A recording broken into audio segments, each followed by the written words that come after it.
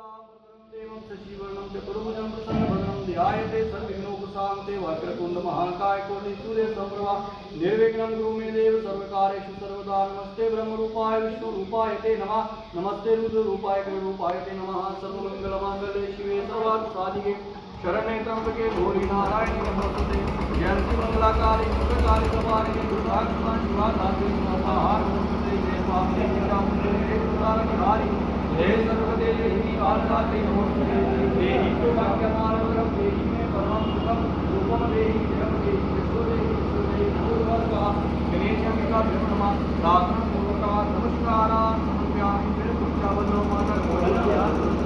गौरी माता शिवे दाता